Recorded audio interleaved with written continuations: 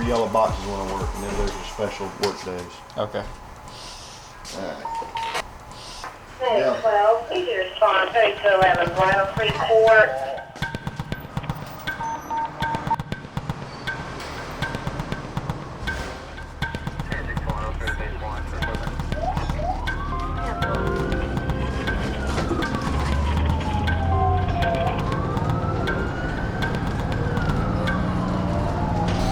You're doing great. Doing great. Just relax. Relax. I need you to relax.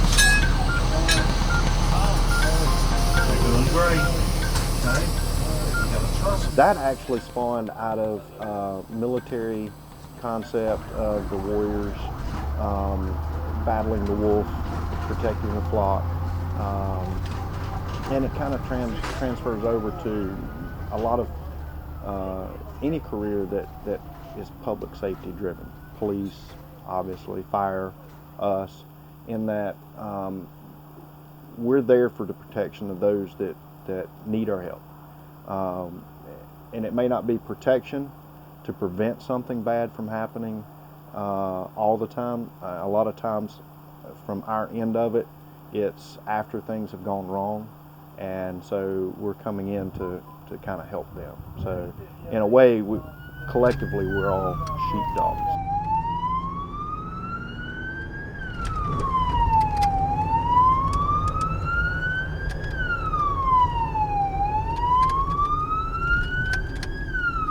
Is this what you've always wanted to do? Actually, no. Kind of just had a change of life. I was working at just a blue collar job, which I still have blue collar, but I worked at UPS for a long time and thought I was going to do that, and kind of went to school after high school for a random subject, and decided I think it was after my dad passed away that I decided that I wanted to get into healthcare and be able to help, or at least have the knowledge to know if somebody's not doing well. And I didn't know my dad wasn't doing well before he passed. So, and he was a complication of diabetes, and I had no idea what diabetes was, or The struggles I went through with my mom when she was diagnosed with cancer, and seeing the good and bad of all aspects of healthcare is the reason why I chose being a paramedic. I went and got my EMT at Forsyth Tech and continued the course. I didn't know if I wanted to be a paramedic or just EMT, but I liked it, and I went ahead and continued. When I was little, my grandma was really sick. She had diabetes, my grandpa had cancer, and I used to help them out a lot around the house. And I kind of wanted to do something in the medical field, and I thought about nursing, but I kind of like being outside and not being stuck in a hospital or a room. I started to run medical calls with the fire department, and as I saw more and more medical emergencies, it piqued my interest. And one of the allures was the respected paramedics, the veterans that we ran with, to see their respect when they got on scene, that from my fellow responders, the fire department, the patients, the family, with the, oh, somebody's here. Thank God they're here. And so a little bit of allure there, and then the science, the realizing that there's some science behind the medical care and how it's conducted, outside the realms of a hospital or a doctor's office. So that was the main interesting part.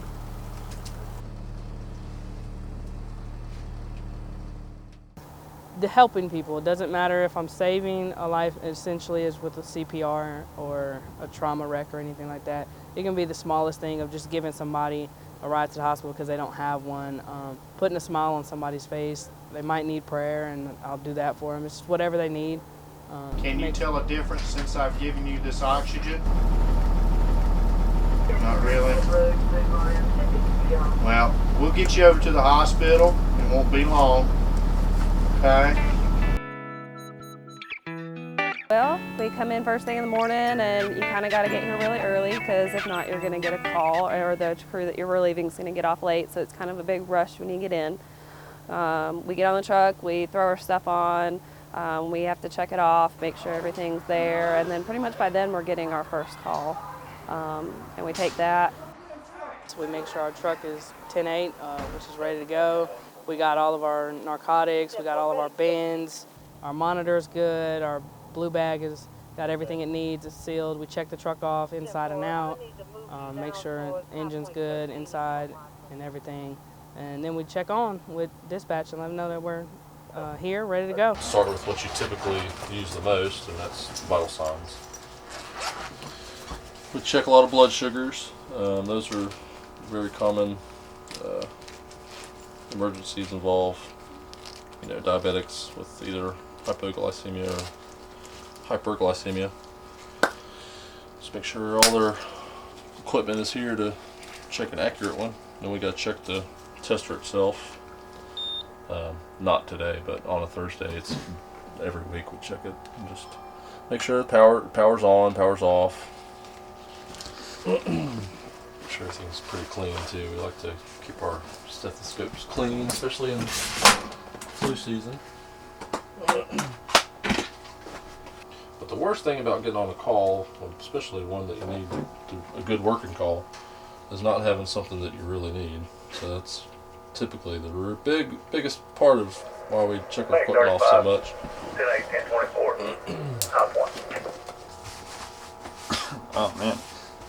Yeah, it's pretty strong. Yeah, it is. These wipes will actually, if you get this stuff on your skin, it actually will absorb into your skin and could cause some potential kidney problems. So that's why you have to wear gloves with it.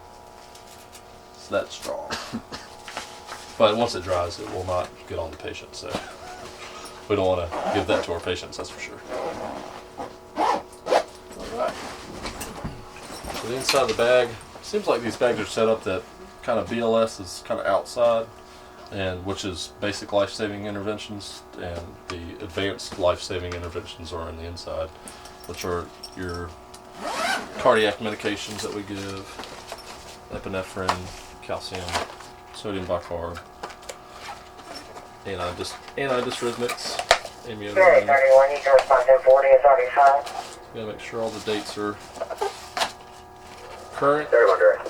just like your pantry at home. A lot of times you'll find little things missing that you really need, like a needle for, you just gotta really make sure you get everything in there that you need. I think within the last 5 years, equipment has, especially our county, is pretty progressive. We use a lot of advanced equipment compared to other parts of the country, but we have the rescue pod, which is something that's pretty big here and also in the West Coast, but that's something that we've had in addition to our repertoire of equipment.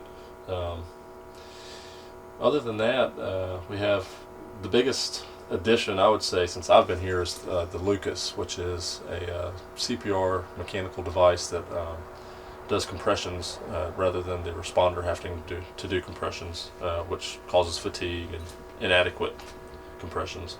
I think I've heard a ratio that a beating heart pumps out approximately a quarter cup of blood per pump. With compressions by hand, it's somewhere around a tablespoon to 2 tablespoons of blood, so that's pretty significant change. So, and I'll show you the Lucas if you want to look at that real quick. This is our pride and joy here. This is why we have such a great cardiac arrest survivability in Guilford County. And this is actually Dale's thing to check off, but I'll go ahead and check it off for him. So this is the back plate. You put it on the, as you can see on the picture here, which we love pictures here in EMS. This goes behind the patient. And this crazy looking contraption is the Lucas. First thing you do is always turn it on. Very key. Then you apply it around the chest cavity of the patient. And you get the suction cup, which this is actually a suction cup. You put it down to the chest and you push play. and that's all you have to do. And it's very no nonsense, easy to use.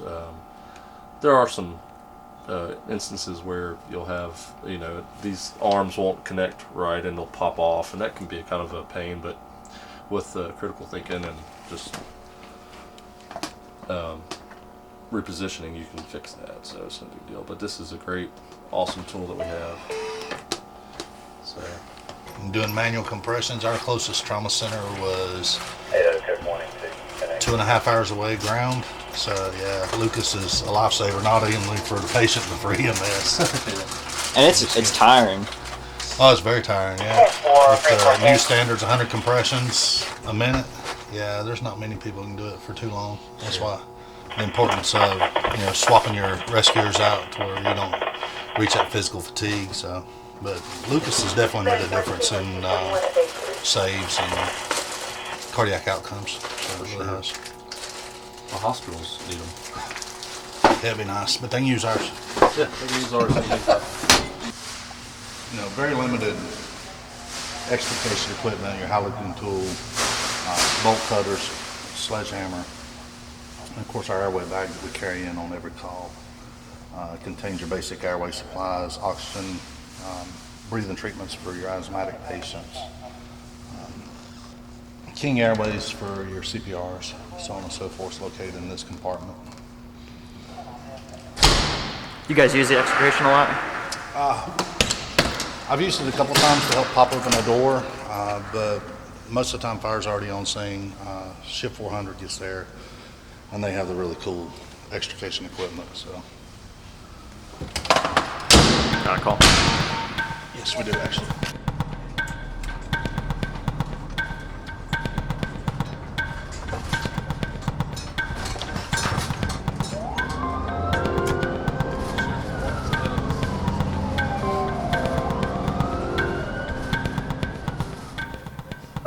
Well, it all depends on what the call is. We get the full spectrum of calls, everything from somebody stumped their toe to all the way up to the mass casualty incident. So it's trying to take a bunch of information and then process it in a really short period of time and make a really good decision. So, and particularly for somebody in like my position, where I have oversight of the entire system, or I may be expected to be the leader on a call, especially a big call. You're dispatched with the information that Guilford Metro gets. So you have a little bit of information, but that information is only as good as the person that's giving it to you.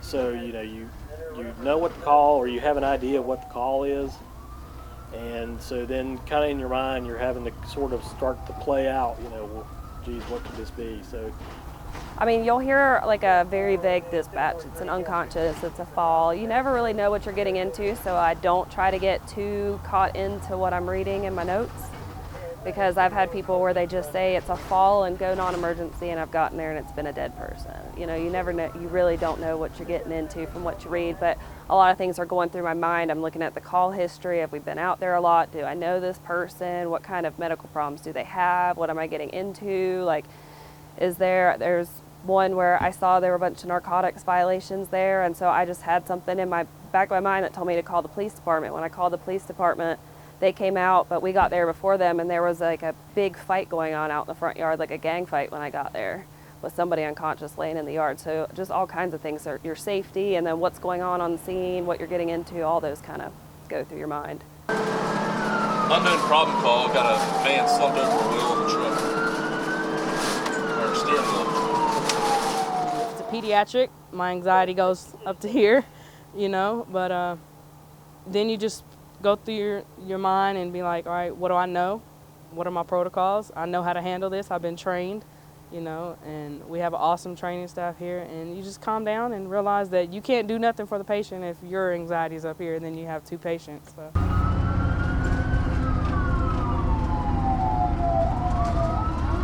Ambulance drivers. That's all they think that you are. Yeah, the ambulance driver.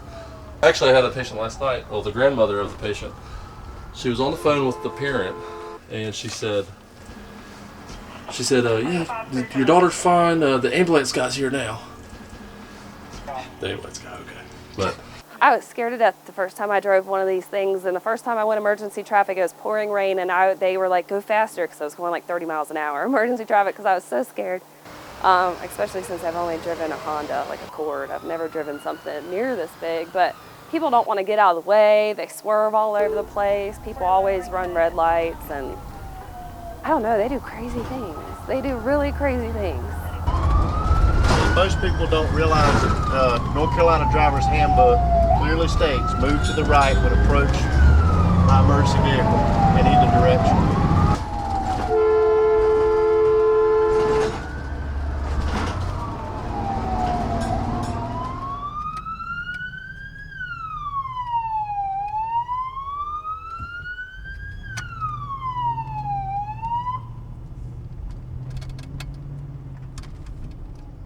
So basically, you're doing a lot of these things mentally, and a lot of people get upset that we don't immediately pull up on the scene and jump out of the truck and grab all our stuff and run into the house, and we're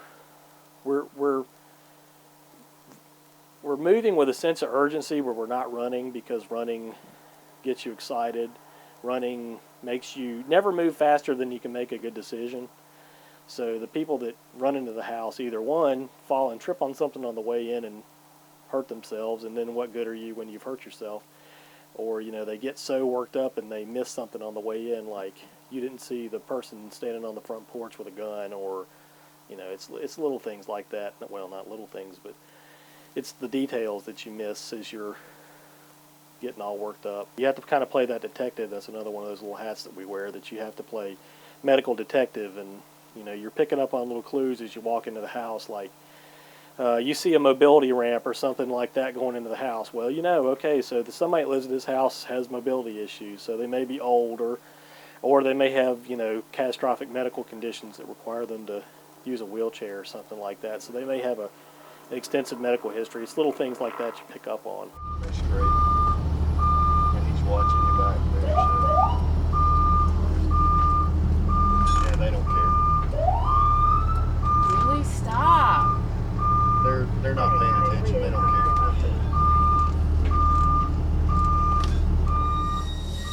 I think it's the care that we can give people. A lot of people don't understand that we actually work under doctor's orders, under a license, through our medical director. We have our certifications, but that's just, we have to be under a specific physician under their license themselves, and we can follow their direction. So, which is pretty cool, because that's how we do the things we do. So I think that's a big misconception. People think that we go up in trees and rescue cats, on ladders or something, or start IVs, and that's it.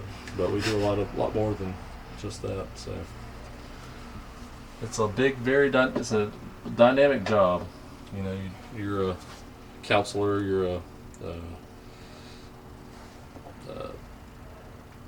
just somebody to talk to sometimes from some patients. And, you could make somebody's day, you can make somebody's day really bad, or you can help some people on the worst day of their lives. So, which is a good opportunity for us, because that gives us a chance to really be there and help somebody. So that's why I'm here. That's why I love my job. So I'm gonna start an IV in your arm, and it's a little bit of a stick, but I'm sorry, it's going to have to be done eventually. So an IV in your arm. Okay, it's a small needle stick. I'll be quick and gentle with it as I can. Okay. I'm going to keep asking you about the breathing, if it's still hard to breathe or not, okay? Now here's what we got to do now. Because the chest pain changes the game plan. Okay? I'll take an EKG reading of your heart and everything, just like the emergency room does. I'm going to analyze it just like the doc does. We're going to start some things to deal with the chest pain itself, okay? Doesn't mean anything definitively. It's not a diagnosis of anything, but when people tell us they're chest pain, they're having chest pain, and with your history, that means that we need to do these things, okay? So here's what's going to happen. I'm going to put some stickers on your arms and legs. I'm going to get my partner here to put some stickers on your chest. right there, here, and under the left breast. And I'm going to look at getting you things. You said you're not allergic to anything, right? We could wear the hat as just a comforter to listen to somebody, help them and provide comfort. You know, sometimes they might call us out just to help them off the floor, but they want somebody there just to talk to, and we provide that. You know, a couple times they call us out because their blood sugar's low, and we raise it back up, not necessarily with medications that we have, but just because they're unable to get into their kitchen, and we provide them that sandwich or that meal that they need.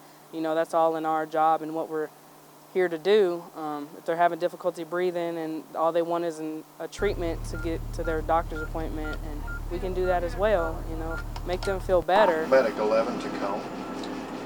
Medic 11, I'm right down. EMS crew will call in to whichever hospital their destination is, and they will tell us a little bit about the patient, age, their chief complaint, what they think is going on with that patient, and we then assign the patient a room and an acuity most of the time.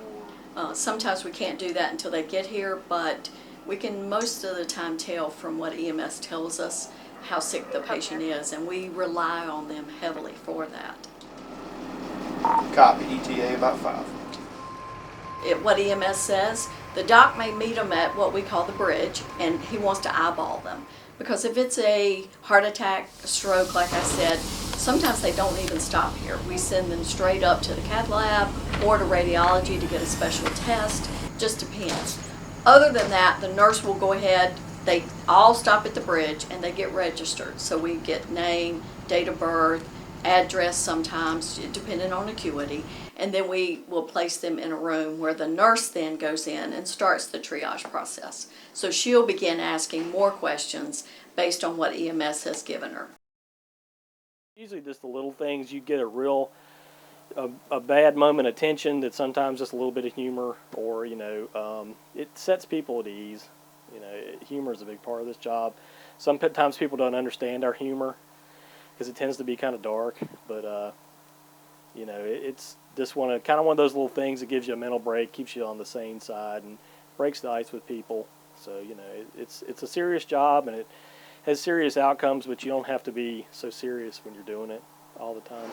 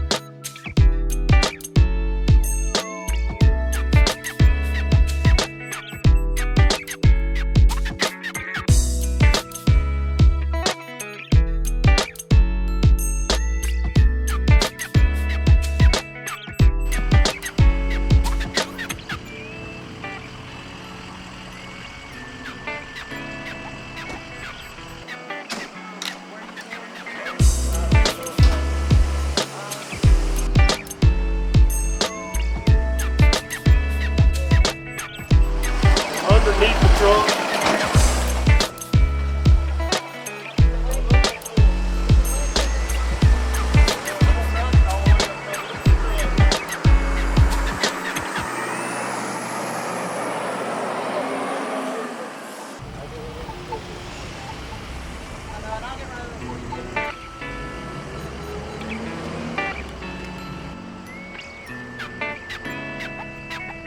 And then we're pretty much going all day, so we'll try to stop and eat somewhere in between there if we can. If not, then we're just going until we get off, and then it's the same thing where we're trying to rush to get off with the oncoming crew, where we hope that they're there as early as possible so we don't get a late call and end up getting off an hour late.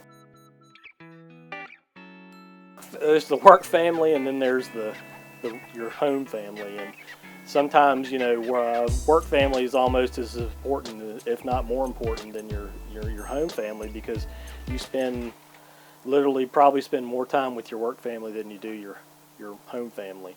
So you know, we develop very intimate relationships, and that, you know, we spend 12 hours a day in the truck next to the same person repeatedly, that you develop that kind of a bond. You talk about things other than work. You try not to focus on, that's kind of that decompression thing where you talk about everything else but work at most times. So you do get a lot of first-hand knowledge of people. My partner is my rock, the one that I have right now. I mean, a lot of people switch partners, and I'm lucky to have like the same partner. We take care of each other. We're always watching each other's back just to make sure each one's safe. We're looking for things that the other one might not notice. We talk about the calls afterwards. We're really supportive of each other, and it's like a family.